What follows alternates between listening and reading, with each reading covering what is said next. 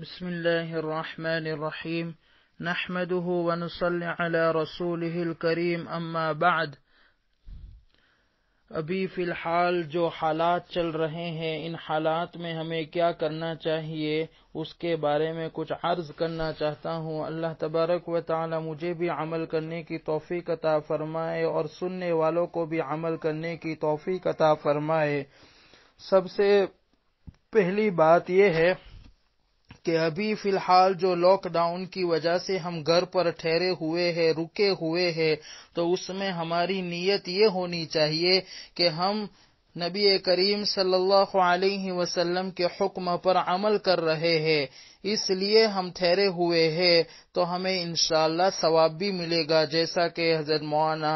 شیخ حنیف صاحب لوہاروی دامت برکاتہ العالیہ نے اس کو بیان کیا ہے کہ ہم اس نیت سے ٹھہرے۔ گورنمنٹ کے رول کو تو ضرور فالو کرنا ہے، لیکن نیت ہماری یہ ہونی چاہیے کہ ہم نبی کریم صلی اللہ علیہ وسلم کے حکم کی تعمیر کر رہے ہیں، حکم کا فالو کر رہے ہیں، کیونکہ ایسی وبائی بیماری میں نبی کریم صلی اللہ علیہ وسلم نے باہر نکلنے سے منع فرمایا ہے، تدبیر اختیار کرنے کو کہا ہے، اس لیے ہم اس کے اوپر عمل کر رہے ہیں، تو انشاءاللہ ہمیں ثواب ملے گا۔ اور دوسری بات یہ ہے کہ لا الہ الا اللہ، لا الہ الا انت سبحانک انی کنت من الظالمین کا کثرت سے ورد کیا جائے، اور تیسرا یہ کہ کثرت سے استغفار کیا جائے، کیونکہ اللہ تبارک و تعالی نے قرآن مجید میں فرمایا وَمَا كَانَ اللَّهُ لِيُعَذِّبَهُمْ وَأَنْتَ فِيهِمْ، کہ آپ جب تک نبی کریم نبی آپ جب تک اس دنیا میں رہوں گے اس وقت تک اللہ تبارک و تعالی عذاب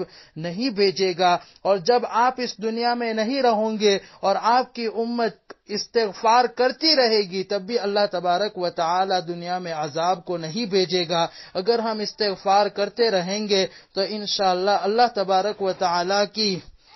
رحمت متوجہ ہوگی اور اللہ تبارک و تعالی اس وبا کو دور فرما دے گا۔ اور اس کے لیے جیسا کہ ہمارے علماء نے ایک لفظ کہا ہے نستغفر اللہ، جمع متکلم کا صیغہ استعمال کیا جائے۔ استغفر اللہ کا مطلب ہوتا ہے کہ اللہ میں آپ سے مغفرت طلب کرتا ہوں، نستغفر اللہ کا مطلب ہوگا اللہ میں بھی آپ سے استغفار کرتا ہوں اور میں پوری امت مسلمہ کی طرف سے استغفار کرتا ہوں، گناہوں سے معافی چاہتا ہوں، تو اللہ تبارک و تعالی انشاءاللہ ہمیں ضرور معاف فرما دے گا اور اللہ تبارک و تعالی دنیا سے اس وبا کو دور کر دے گا۔ اور دوسری بات یہ بھی ذہن میں رکھنی چاہیے کہ ہم جو دوسروں کے اوپر، ہم کسی کے اوپر ملامت نہ کرے، کسی کے اوپر بلیم نہ کرے کہ یہ تو فلاں کے گناہ کی وجہ سے یہ عذاب آیا ہے، فلاں کی وجہ سے یہ ہو رہا ہے۔ ہم خود اپنے اوپر ملامت کرے اور استغفار کرے کہ میں خود گنہگار ہوں، میری وجہ سے یہ عذاب آیا ہے۔ جیسے کہ ایک بزرگ کا واقعہ ہے، ایک آدمی بزرگ کے پاس آیا اور کہا کہ حضرت آپ دعا کر دیجئے، بارش نہیں ہو رہی ہے۔ حضرت خود اپنی چادر لے کر باہر نکل پڑے اور کہا کہ میں خود گنہگار ہوں، میری وجہ سے بارش رکی ہوئی ہے۔ اب ذرا سوچو، اتنے بڑے بزرگ اور وہ خود اپنے اوپر، اپنی ذات کے اوپر بلیم کر رہے ہیں کہ میں خود گنہگار ہوں، تو ہمیں خود سوچنا چاہیے کہ ہم بھی کتنے گنہگار ہیں۔ کسی نے بہت اچھی بات کہی ہے، کہا کہ لوگ کہتے ہیں کہ چین میں کتے کھاتے ہیں اور بلی کھاتے ہیں اور چمگادڑ کھاتے ہیں، جس کی وجہ سے ان کے اوپر عذاب آیا، اور انہوں نے کہا ہے کہ میں کہتا ہوں کہ ہم لوگ تو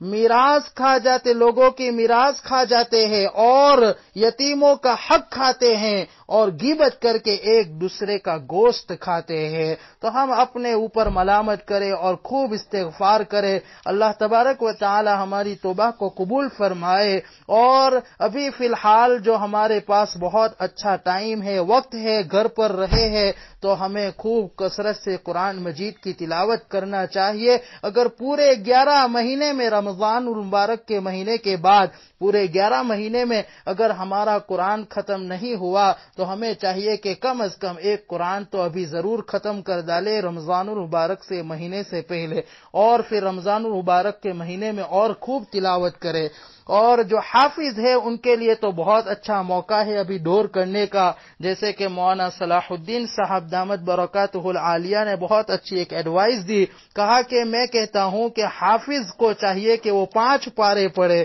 لیکن اگر میں کہوں گا 5 پارے پڑھو تو یہ دل کے اوپر، نفس کے اوپر بڑا بھاری معلوم ہوگا، تو بہتر طریقہ یہ ہے کہ مصلی کے پاس ہی قرآن مجید کو رکھا جائے اور ہر نماز کے بعد ایک ایک پارہ پڑھ لیا جائے، اور جب تک ایک پارہ نہ پڑھ لے تو اس وقت تک مصلی کے اوپر سے نہ اٹھے، تو انشاءاللہ اس طرح پورے دن میں 5 پارے ہو جائیں گے اور 6 دن میں ایک قرآن ختم ہو جائے گا۔ اللہ تبارک و تعالی مجھے بھی عمل کرنے کی توفیق عطا فرمائے اور آپ کو بھی عمل کرنے کی توفیق عطا فرمائے، آمین۔ وآخر دعوانا ان الحمد للہ رب العالمین۔ بسم اللہ الرحمن الرحیم، نحمده ونصلی علی رسوله الکریم۔